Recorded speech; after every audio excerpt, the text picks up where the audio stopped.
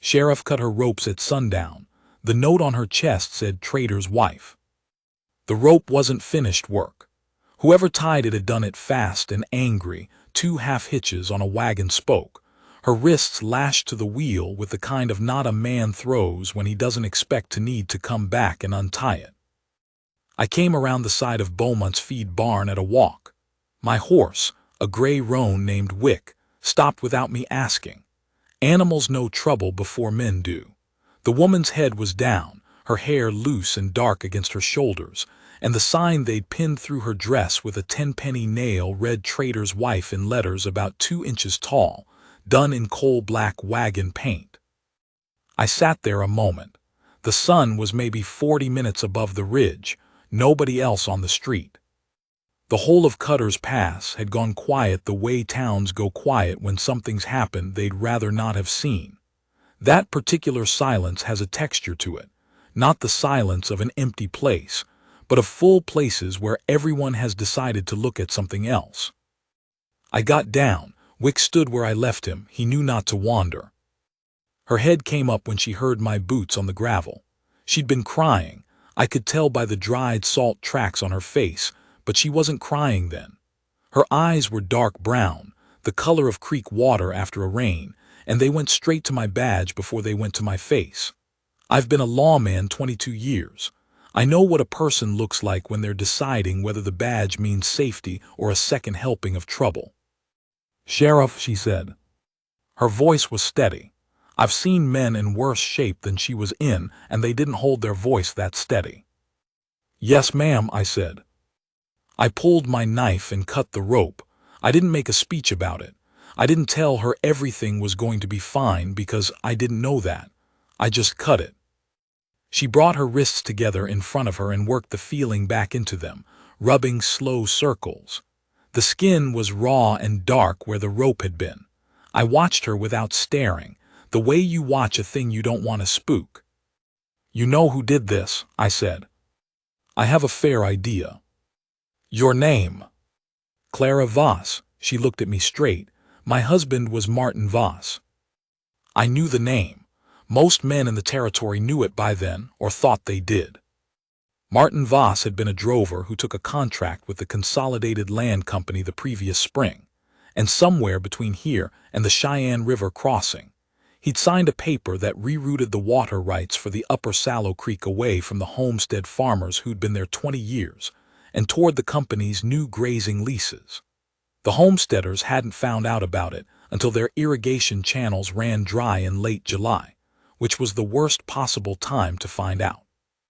There'd been a confrontation at the crossing. Guns came out. 2 men from the company side were shot, 1 dead, 1 with a ball in his shoulder. 3 homesteaders were dead. Martin Voss had died in the scramble too, not shot. His horse threw him and he broke his neck on the creek bank. And so the man who'd signed the paper was dead and couldn't answer for it. And the 5 families whose upper fields had gone to dust were still there, alive and angry and looking for somewhere to put it. His widow was standing in front of me with rope marks on her wrists and a nail hole through her dress. "How long were you tied there?" I said. "Since about noon." It was past 5. The shadows were already long on the street. I didn't say anything about the hour she'd been there because nothing useful could be said about it. What was done was done. I reached up and pulled the nail out of her dress. The sign came away with it. I folded it once and put it in my coat pocket. Evidence, technically. Also, I didn't want her to have to look at it any more than she already had. "You have somewhere to be tonight," I said. "I had a room at Pickett's boarding house." She paused, and something crossed her face that wasn't quite embarrassment and wasn't quite anger but was somewhere between the two. "Mrs. Pickett told me this morning she couldn't keep me on." Of course she had. Edna Pickett ran a tight Christian household and had strong opinions about association. "Come with me," I said. She didn't argue. I've found that people who have been through a hard enough day stop arguing about the next step and just take it. She walked beside me, not behind me, and I liked that. She wasn't a woman who'd been beaten down so far she couldn't hold a line. We went to my office. I put the coffee on. The office wasn't much, a front room with a desk and 2 chairs and a wood stove, a cell in the back, and a small room off the side where I kept a cot for nights when I had to stay close. The floor was wood and the ceiling was low, and in winter the cold came in under the door no matter how many times I packed the gap with rags. But it was mine, and it was quiet, and at that moment it was the safest room in Cutter's Pass for the woman who'd been tied to Beaumont's wheel. She sat in the chair across from my desk, the chair where I sit men who have done something wrong and need to explain themselves, and she sat in it like she owned it. Back straight, hands folded in her lap, watching me move around the room without pretending she wasn't. "You don't have to stay in town," I said when the coffee was going, "if you've got people somewhere." "I'm from Ohio," she said. "My people are there, but the stage doesn't run until Thursday and I have $4. Thursday was 5 days off. $4 wouldn't keep her another night in most places she could go. "All right," I said. I poured 2 cups and set one in front of her. "You'll stay here." She looked at the cup, then at me. "People will talk." "People are already talking," I said. "That's how the nail got in your dress." She picked up the cup. The corner of her mouth moved, not quite a smile, but the shape that comes before one or after. "Fair point," she said. I gave her the cot in the side room. I didn't offer her the cell, that would have been an insult, and she'd had enough of those, but the side room was warmer and private, with a bolt on the inside of the door. She didn't thank me in the way some people thank you, like you've done them a tremendous favor and they're calculating what it costs. She just said, "Thank you, Sheriff," quietly and went in, and I heard the bolt slide. I sat at my desk for a long time after that. I want to be honest about what was in my head that night, because this is the kind of story that gets told wrong if you leave out the honest parts. I was 54 years old. I'd been sheriff in Cutter's Pass for 12 of those years, and before that a deputy in 3 other towns I don't think about much. I had been married once, to a woman named Ruth, and Ruth had died of a fever in our 7th year together, and I had not, in the 17 years since, done anything about the hole that left except fill it with work. Work is a good substitute for a lot of things. Not a perfect substitute, but a serviceable one. You can get through a long life on serviceable. What I felt sitting at my desk that night wasn't what you'd expect from a man who'd just done a straightforward, decent thing. It wasn't satisfaction, and it wasn't righteousness. It was something quieter and more confusing than both of those. Something like hearing your name called across a long distance in a voice you can't quite place, familiar but not yet known. Like a door you walk past every day that you've never tried. I didn't do anything about it. I drank my coffee and wrote my incident report and fell asleep in my chair around midnight, which is where I slept more nights than not. In the morning I made eggs on the small stove I kept in the corner for winter time. I knocked on the door and told her breakfast was ready, and she came out with her hair pinned back up, tidier than the night before, her dress brushed down. She sat across from me and ate without ceremony. She had a real appetite. I respected that. A person who's been through something and can still eat is a person with resources. "What's your plan?" I said when she'd set her fork down. "I thought I'd see about work," she said, "until Thursday." "In this town," I said. She looked at me with those creekwater eyes. "I didn't do anything wrong, Sheriff." "I know that. My husband did what they say he did. I'm not here to argue about Martin. Martin was weak when it came to money and men who had more of it than him." She said it the way you say a thing you've turned over 100 times and finally gotten to the bottom of, not angry anymore, just true. That's not a defense. It's just what's true. But I didn't sign any paper. I didn't divert any water. I moved out here with him 3 years ago because he said he had a contract and we'd build something. We didn't build much, but I didn't do anything wrong. "I know," I said again. "I want to be able to walk down that street." That right there. That was the thing I'd been trying to name since the night before. Not a woman asking to be saved. A woman asking for the ground under her feet to be solid enough to stand on. She wasn't asking me to fight her battles or carry her or make the town love her. All she wanted was for the street to be a street and not a gauntlet. She wanted to be treated as what she was, a woman who hadn't done anything wrong, and to be left alone to get to Thursday. "Then we'll walk down it," I said. She looked at me the way she'd looked at my badge the evening before, like she was measuring the weight of a thing before she picked it up. We walked the street that morning. I didn't announce it or make a ceremony of it. We just walked it. I came out of the office at 8 o'clock and she came with me, and we went down the main street of Cutter's Pass in the thin October sun, side by side. It wasn't a confrontation. It wasn't a parade. It was a woman and the sheriff walking the street, which is one of the most ordinary things there is. And yet, I saw Nora Litch stop sweeping her porch and watch us go by. I saw Tom Beaumont, whose feed barn wheel she'd been tied to, come out of his store and look at her the long way, and then nod, just barely, which was more than I expected from Tom Beaumont. I saw 3 men outside the barber shop go still and then go back to whatever they were doing. And I saw a young woman across the street, couldn't have been more than 20, the Hartwell girl, I think, look at Clara and then look at me and then look back at Clara, and the look on her face was not hostile. It was something I couldn't entirely read, maybe recognition. Maybe just the plain fact of seeing a thing done that should be done. Clara walked the way she sat, straight, at her own pace, looking at what she wanted to look at and not looking at what she didn't. She didn't perform it. She didn't square her shoulders or set her jaw the way people do when they're marching into something. She just walked, and the town received her or it didn't, and either way she was walking. Halfway down the block she said, quietly and without looking at me, "Thank you." "Don't thank me yet," I said. "We've got the other half to go." The corner of her mouth moved.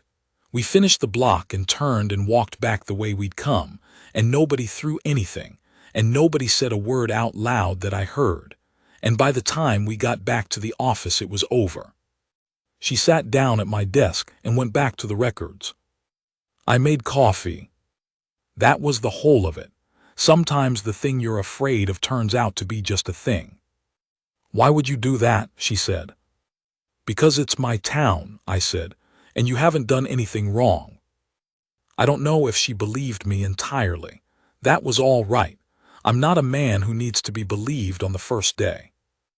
I found out who tied her to the wheel before noon. It wasn't hard in a town of 600 people. Nothing stays hidden long that 3 men did in the afternoon on a main street. Delbert Crane, his brother Orrin, and a day hand named Prout who rode for the Sagebrush Creek homesteaders. I understood their grievance. Martin Voss had cost those men water and 3 of their neighbors their lives, and he died before anyone could put him in front of a judge for it, and his widow was the only Voss left standing. I understood the mathematics of that anger. Understanding a grievance and tolerating what they'd done with it were 2 separate things. I rode out to Delbert Crane's place after the noon meal. He was in his yard splitting wood, which is the kind of work a man does when he has energy with no clean place to go. He saw me coming from the road and kept splitting. Didn't stop, didn't straighten up, kept the rhythm going like I wasn't there. That's a kind of statement, too. "Delbert," I said when I was close enough. "Sheriff," split, a fat round of pine falling into 2 pieces. "Come about the woman, I expect." "I have." He buried the axe in the block and turned around. He was younger than me by maybe 15 years, broad through the chest, with the particular look of a man who was proud of being wronged. That's a face I know well. I've seen it in a lot of yards over 22 years. "She's a Voss," he said. "She's a widow," I said, "who had nothing to do with the water contract and has a nail hole through her dress and rope burns on her wrists. Her name is Voss." I looked at him a while before I answered. There's a version of this conversation where I lose my temper and the thing goes sideways, and I've learned over 22 years to skip that version. "You tie any more women to wagon wheels in my town," I said, and I'll put you in a cell for 30 days and send for the circuit judge to figure out what comes after that. You and your brother and Prout." I let that sit a moment. "Do you understand me?" He held his ground. Men like Delbert always hold their ground for a moment so it doesn't look like they're folding. His jaw tightened.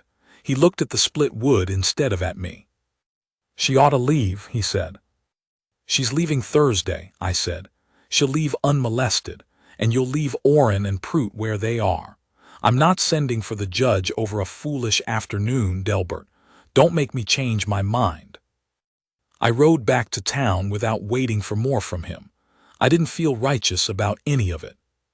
I felt tired in the particular way that comes from spending a long career doing things that shouldn't need doing, holding a line that should hold itself, enforcing a decency that should be freely given and isn't.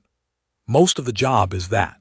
Most of the job is just insisting, quietly and without drama, that the thing that should be true is in fact going to be true, at least on this street, at least while you're the one standing on it. That evening Clara sat on the bench outside the jail while the last of the sun went off the ridge. I came and sat beside her. Not close. There was a foot of air between us and I kept it there. She had her hands folded in her lap, looking down the empty street. "The man who did it," she said. "You talked to him." "I did. And he won't do it again." She was quiet a while. Down the street a dog was barking at something in a doorway. A lamp came on in Pickett's boarding house. The air smelled like dust and the cold coming in. "You're a careful man," she said. "You don't say much." "Comes with the job," I said. "No," she looked at me sideways, brief. "Comes with the man." I didn't have an answer for that, so I didn't make one. She stayed 3 more days. I found her work. I had a month's worth of county records that needed organizing, fee receipts and warrant carbons and land filings going back to the previous spring, all of it piled in a cardboard box under my desk that had been getting rained on when the roof leaked. She went through it with a patience and a precision that told me she'd done this kind of work before and done it seriously. When I came back from afternoon rounds, she had everything sorted into stacks with small paper flags marking the categories, and she'd made careful notes in the margins of several filings that looked like they'd been done incorrectly. "You were a bookkeeper," I said. "For a dry goods store in Zanesville," she said. 4 years before Martin." I looked at the stacks. "I've been trying to sort that for 8 months," I said. "I know," she said. "The dust pattern told me." I laughed. Didn't expect to came out before I could stop it, the honest kind. She looked up from the page she was writing, a little startled, like she'd said something that landed harder than she'd aimed. "What's funny?" she said. "The dust pattern told you," I said. She looked at me steadily a moment, and then she smiled. It changed her face in a way I wasn't prepared for, not made it prettier, though she was already a handsome woman, but warmer and more particular, like a lamp turned up bright. On the 3rd day, Wednesday, the day before the stage, 2 men came to see me. Abel Rourke and Thomas Whittle, both homesteaders from the Sallow Creek side, men I'd known for years, decent men. They came in the morning with their hats in their hands and stood in front of my desk looking like they'd rather be somewhere else. "Sheriff," Rourke said, "we heard you're keeping the Voss woman." "She's staying here temporarily while she waits for the stage," I said. "Yes." "We don't want trouble," Whittle said quickly. "That's why we came. We wanted you to know that. What Delbert and Orrin did, that's not us. That's not how most of us feel about it." "I appreciate that," I said. I meant it. Rourke turned his hat in his hands. "But there's talk, Sheriff, about you protecting her. Some of the men who lost water, they see you putting yourself between them and her, and they're reading it as you taking a side." I put my pen down and looked at both of them. Good men, genuinely uncomfortable, trying to do something responsible about a situation their less careful neighbors were turning ugly.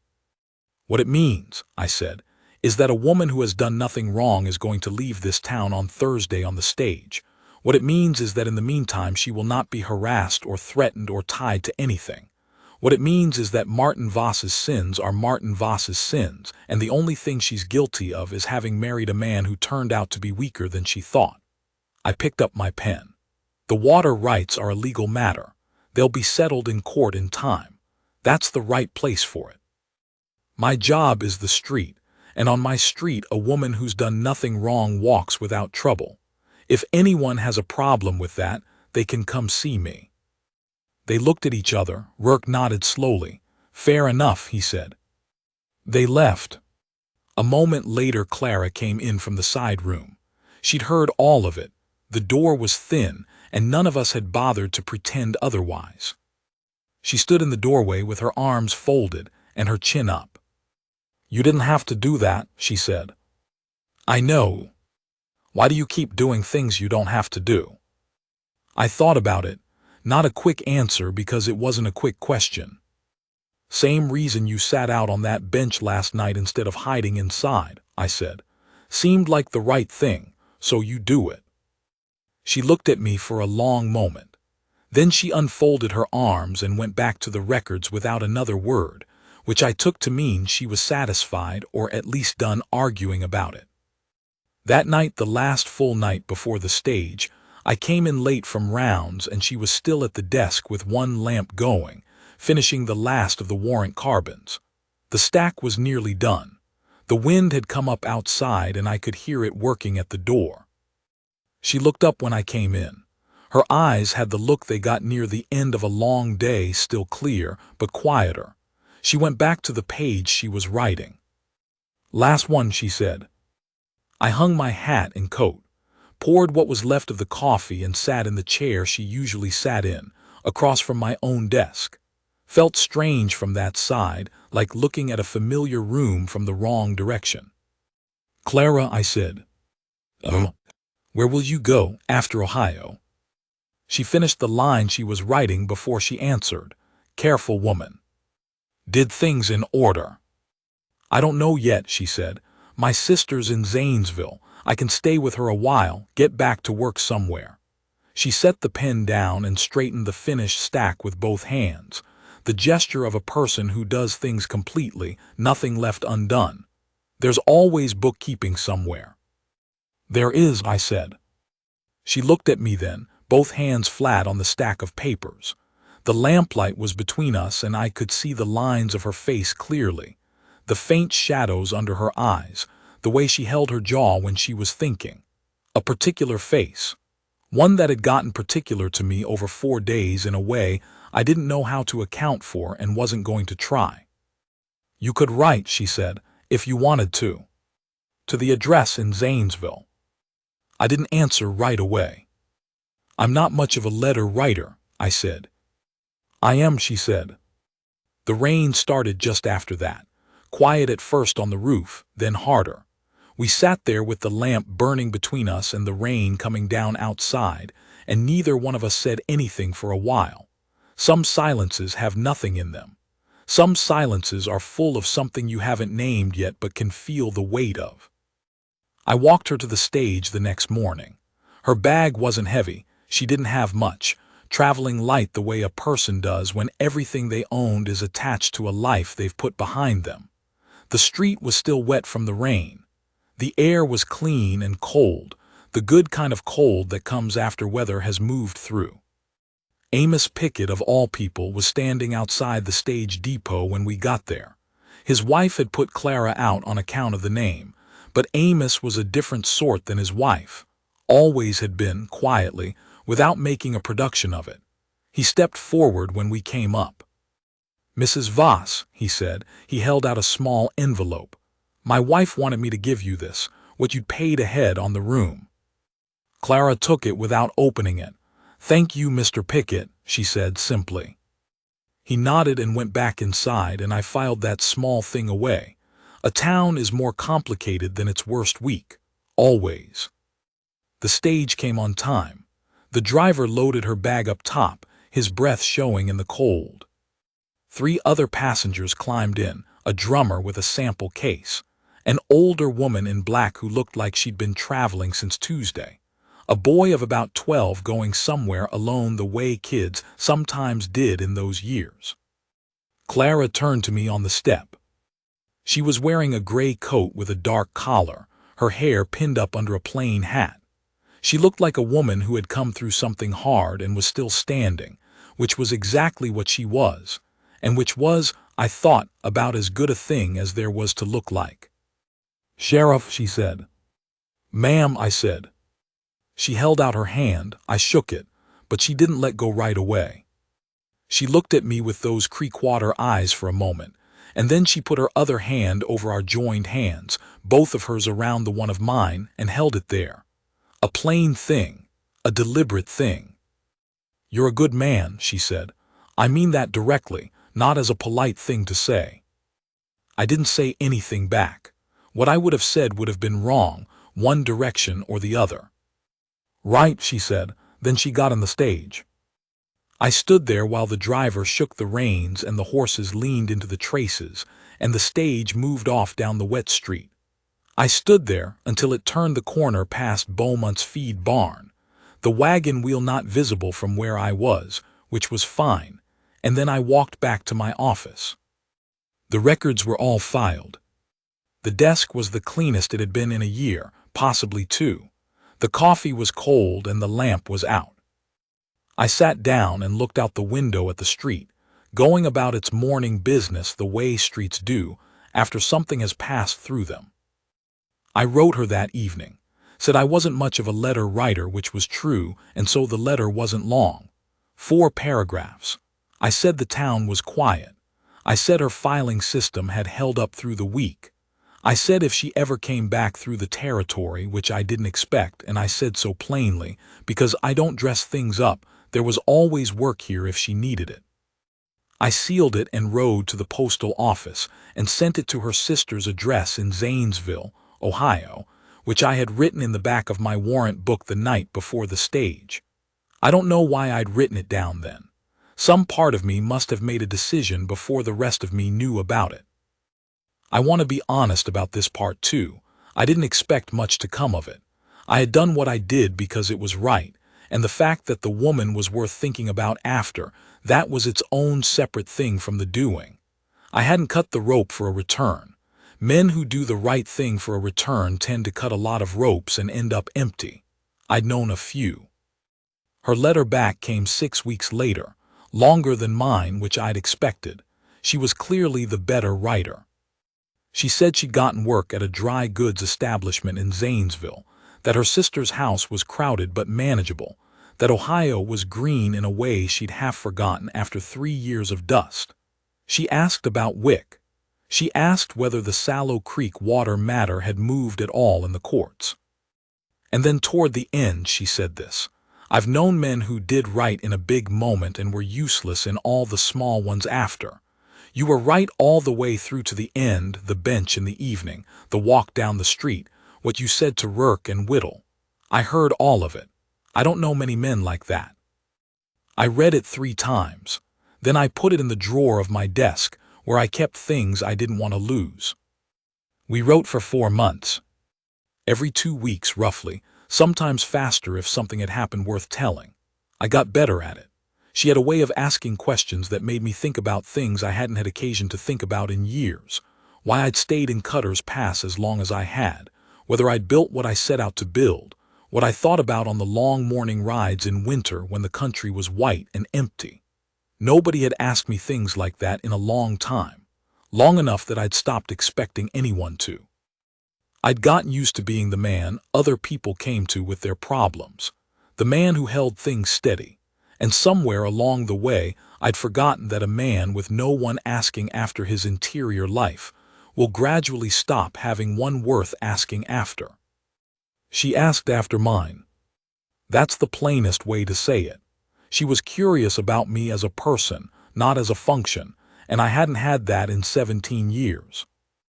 In the 5th month she wrote that her sister's house had gotten more crowded, not less. Her sister's husband's mother had come to stay and brought her cat and her opinions about everything, and that she was considering a change. She asked, carefully, what the situation was like in the valley, whether there was work of the kind she did. I wrote back and said the county offices in Harrow had been looking for a records clerk for some months, as I happened to know. That the pay was reasonable for a valley town. That the country out here was dry, but not without its qualities, if a person was disposed to see them. I said I had been glad of the letters. The reply I got to that last letter was brief. It said, "Then I'll look into it. Give me a few weeks." I waited. 5 weeks went by and then a sixth, and I had started to think maybe she'd looked into it and decided against it, which was her right, and I wasn't going to say otherwise, and then a letter arrived that wasn't from Zanesville. It had a Harrow postmark. She'd written it the night before her first day at the county records office. It said, "I start Monday. I thought you should know before you heard it from someone else." I read that on a Friday evening and spent Saturday in a state I couldn't quite name, somewhere between glad and terrified, which are not feelings I have often and don't generally know what to do with. Sunday I rode the long way out to the eastern ridge, which is what I do when I need to think without anything in front of me to look at except country, and I rode out there and looked at the country for a while and decided that whatever came of it, it was right that she was here. That was enough to start with. She came on the spring stage, 8 months after she'd left on one. In the months before that, the letters did something to me I hadn't expected them to do. I don't mean they made me soft. I mean they made me think again. A man in his mid-50s who has spent most of his adult life alone gets into certain habits of mind, not bad habits, necessarily, but narrow ones. You stop expecting to be surprised. You stop expecting that the next year is going to be substantially different from the year before it, because it usually isn't. You calibrate yourself down to the territory and the work and the season and the next thing in front of you, and that's a workable way to live. Workable is what I kept coming back to. Serviceable. Clara's letters were not workable. They were specific and honest and sometimes funny and sometimes plainly sad, and they required me to respond in kind, which meant I had to locate in myself things I hadn't located in a long time. She wrote about Ohio, the flatness of it after the West, the way the sky sat differently over flat country, lower, somehow more present. She wrote about her sister's children, and the way the youngest one, a girl of 4, would follow her around the house in the evenings while she cooked, asking questions about everything. She wrote about the dry goods work, the pleasure of numbers that come out right, the particular satisfaction of an inventory that balances to the penny, and I recognized in that something I recognized in myself. The pleasure of a job done the whole way, nothing left loose. She asked me questions I answered badly at first and better later. What did I think about when I was out riding in the early morning? I wrote back that I mostly thought about the road and the weather and whether Wick's left foreleg was going to hold, which was true but not what she meant, and she wrote back, "I know you're not telling me the real answer to that. Try again." So I tried again. I wrote that I thought about Ruth sometimes. About the years before Cutter's Pass, the deputy work in towns I'd rather forget. About whether I'd made the territory better or just maintained it. About whether maintaining things was enough. She wrote back, "I think maintaining things is underrated. The world falls apart if nobody holds the line. You've been holding the line for 20 years. That's not nothing. That's everything, actually." I put that letter in the drawer with the others. She asked about the town. I told her about the Sallow Creek case moving through the courts, slowly, the way those things always move, 2 steps forward and a step to the side and a step back, but moving. I told her Rourke had organized the other homesteaders into a proper claimant group, and they'd sent for a lawyer from the territorial capital. I told her that Orrin Crane had gotten himself saved at the Baptist church, and was now reportedly the quietest man in the county, which I'd believe when I saw it. She wrote back and asked about the Hartwell girl. She'd noticed her that morning on the street, and I told her she'd gotten married to a man from Harrow and moved south, which seemed to please her. She wrote about her own past more than I expected. Not Martin. She was done with Martin in that particular way a person gets done with a thing that cost them and didn't give enough back, but before Martin. Her father, who had been a schoolmaster and taught her arithmetic the way other fathers taught their sons to ride, methodically and without apology, because he believed she needed it. Her years in Zanesville working at the dry goods store, the pride of that. The way she'd let Martin's certainty about the West override her own better judgment, and what that had cost, and how she'd stopped letting other people's certainty do that to her. I wrote about Ruth. I hadn't talked about Ruth in years, not because the grief was still sharp, but because there was nobody to talk to about her. I told Clara about the fever, about the 7 years before it, which were good years mostly, about the hollow after, which was also long, about how the work had filled it and how filling something isn't the same as it being full. She wrote back, "No, it isn't. I know that hollow. I had it before Martin, not after. I was lonely in the marriage, which is a different kind of alone. At least yours was a real loss. Mine was the slow recognition that I'd traded a future for a mistake." I wrote back, "You didn't trade it, you're still here. The future's still ahead of you." She wrote back, "Yes, I know. That's why I'm asking about work in the valley." That was the letter where I knew. Not to Cutter's Pass directly, to Harrow, the valley seat, where she'd gotten the county clerk position before she even left Ohio. I found this out when I rode into Harrow on county business 3 days after her arrival, and came around the corner into the hall of the county record's office, and there she was, behind a desk sorting land deeds with a cup of tea at her elbow, looking like she'd been there since before I was born. She looked up. Those eyes went to my face the same way they'd gone to my badge that first evening, direct, reading, deciding, and then she smiled. The same smile. The lamp turned up. "Sheriff," she said.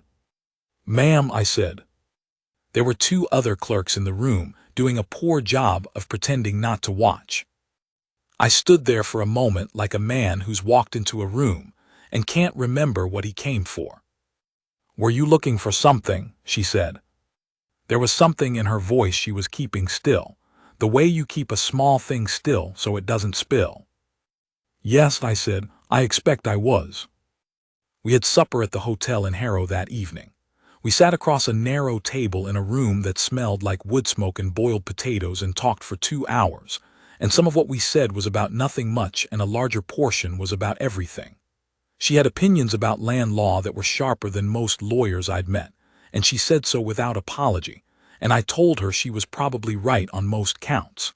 She asked about Wick, whether the lame leg had healed clean, and I told her it had. She asked about Delbert Crane. "Left the county," I said, "after the circuit judge came through in February. Orrin is still here, behaving. And the water rights case. Moving," I said, "slowly the way the law does." "Rourke and Whittle have a lawyer now," she said. "You've been following it." "I'm a county records clerk," she said. "Everything comes through eventually." After supper we walked for a while in the April cold, the town gone quiet around us. There wasn't much left to say that hadn't been said in 4 months of letters, and yet being beside her was different from reading her words on a page, more particular, more present, more weighted in the specific way of real things as opposed to described things. The sound her boots made on the boards, the way she tilted her head slightly to the left when she was thinking something through. The fact that she walked at exactly the same pace I did without either of us adjusting. She stopped and turned to me. The street was empty both directions, a lamp burning in the window of the feed store across the road. "I'm not a woman who needs looking after," she said. "I want you to understand that before anything else. I looked after myself before Martin and I've been looking after myself since. I'm not here because I needed somewhere to land." "I know that," I said. "I'm here because I wanted to be," she said. "Because I decided to be, that's different." "It is," I said. She looked at me in that steady way she had. Then she put her hand on my arm, not a clutching hold, just her hand through my coat sleeve, the warmth of it reaching through the wool, and held it there. Simple as that, not dramatic, A woman putting her hand on the arm of a man she decided to stand beside and meaning it. I put my hand over hers. We stood there a moment in the empty street with the lamp across the road and the cold all around us, and nothing needed to be said about it. I rode back to Cutter's Pass before dawn the next morning, which was my habit. The sky went gray and then orange over the eastern ridge, and I rode through it thinking about a woman sorting land deeds in a county records office, looking like she'd always been there, and knowing she was there because she decided to be, with her eyes open. I stayed sheriff in Cutter's Pass another 8 months, through the summer and fall. Those months between April and November were a kind of education in something I hadn't studied before. I rode into Harrow for county business once a week, sometimes twice, and we fell into the habit of supper on those evenings without ever formally agreeing to it. I'd come in from the road, and she'd be finishing for the day at the records office, and we'd end up at the hotel or sometimes at her kitchen, and that was how the week's end went. I learned her the way you learn a territory you're going to be responsible for, methodically, and with attention to the things that don't show up on maps. I learned that she read when she was troubled, not to escape the trouble, but to stay inside something ordered and good while the trouble worked itself out. I learned that she had a low tolerance for vague talk and a high tolerance for silence, which suited me. I learned that she laughed mostly with her eyes before her mouth caught up, that brief delay, which meant if you were watching her face you saw the laugh twice. I learned that she didn't apologize for her opinions, but she listened to yours, really listened, not waiting for you to finish so she could answer, but actually taking in what you said and sometimes changing her view because of it, which is rarer than it sounds. She learned me too, I suppose, though what she found I couldn't always tell. I know she noticed that I was easier in the evenings after a day on the road than a day in town. Something about the open country settled whatever got wound up in me during the daily work of people and their troubles. She started asking about the rides, not the business of them but the rides themselves, what the country looked like in the different lights. I found I had things to say about that I hadn't known I had. One evening in August she said, out of nowhere in the middle of supper, "You should have had children." I looked at her. "Not a criticism," she said, "just I watch you with people. The Rourke boy came in last week with a question about his father's land parcel, and you spent 40 minutes with him working it out, and the way you talked to him, patient but not condescending, like he was worth taking seriously." She looked at her plate. Ruth didn't. "No," I said, "we lost too early before the fever." "I'm sorry," she said. "It was a long time ago," I said, which was true and also not the whole truth, the way most true things aren't. We sat with that for a moment, then she said, "Well, it's not too late for everything." I didn't know exactly what she meant by that, or maybe I did and I wasn't ready to say so yet. We went back to the supper and the summer went on and I rode into Harrow every week, and somewhere in there the thing between us became what it was going to be without either of us having to announce it. Then I took the position of county marshal, based out of Harrow, better pay, fewer nights sleeping in a chair. I gave up the office, shook Amos Pickett's hand at the depot, gave Rourke a nod and Whittle a nod. Nobody threw a party, which suited me fine. I don't need that kind of thing. I rented a room in Harrow 2 streets from the county offices. In the evenings we ate supper together most nights, at the hotel sometimes, at her kitchen more often. She cooked well and plainly and didn't mind that I didn't. I brought wood when her pile was low. I fixed the latch on her window that had been sticking since she moved in. I made coffee in the mornings when we were both up early, which was most mornings, because neither of us slept late. Small things, but the small things are the actual substance of a life shared. The big moments get remembered and the small ones are where you actually live, and if the small ones are good, you've gotten it right. She never asked me to be anything other than what I was. Not younger, not more talkative, not a man with a cleaner history. She'd had a history of her own that wasn't clean, a husband who turned out to be weaker than she hoped, 3 years building something that came to nothing, the nail and the rope and all of what that afternoon cost her. She didn't pretend around any of it. We were both people who'd been through things, and we both knew it. And there was something in that mutual knowing that made everything between us more solid than it might otherwise have been. She saw me. That's the simplest way I can put it. She saw what I was, a man who'd spent 22 years holding a line, steady and mostly unrecognized, who went home alone each night and got up in the dark and did it again, and she saw it as something worth having, not worth fixing, not worth improving into something else, worth having as it was. For a man who has been at it as long as I was, that is not a small thing. We married the following winter. Small ceremony, which was what we both wanted. Abel Rourke and his wife came down from the Sallow Creek country.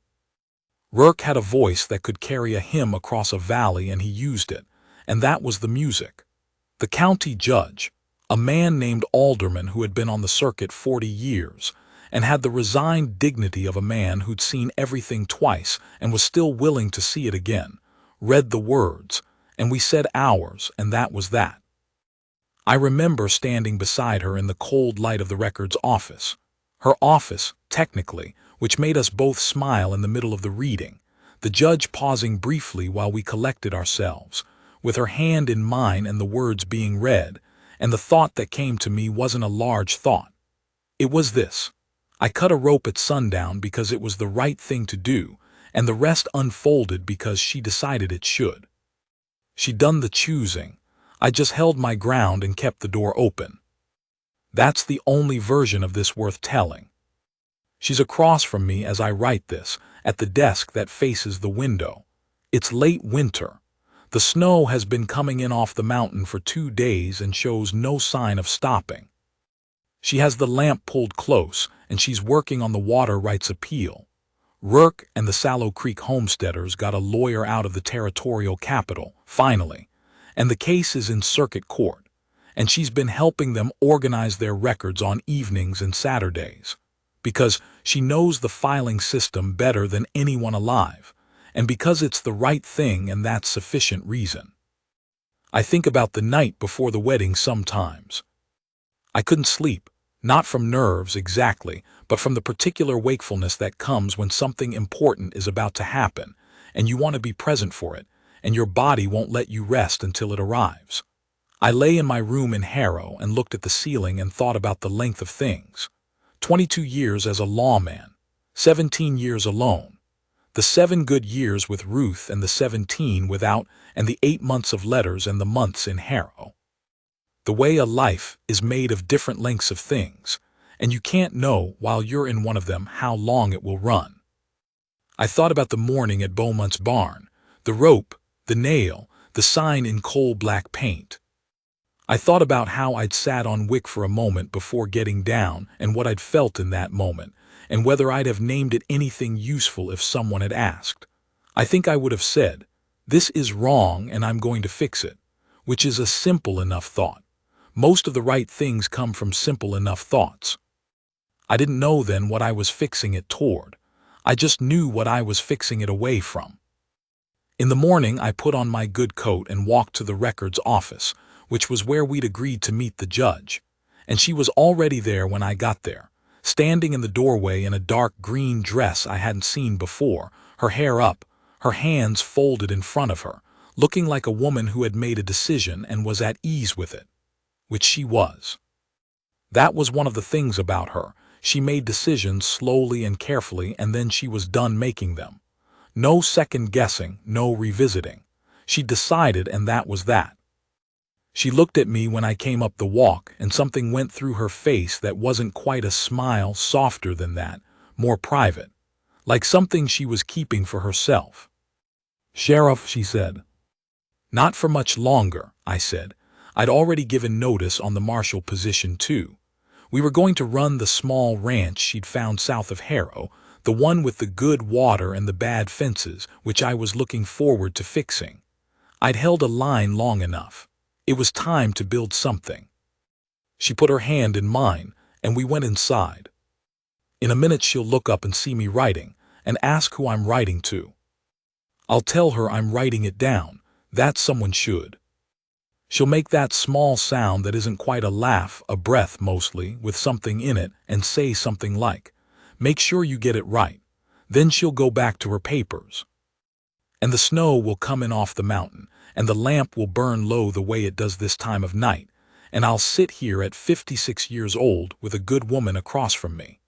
A woman who sees exactly who I am and chose it herself with her eyes clear and her will her own, and I'll know to the bone that I'm exactly where I ought to be.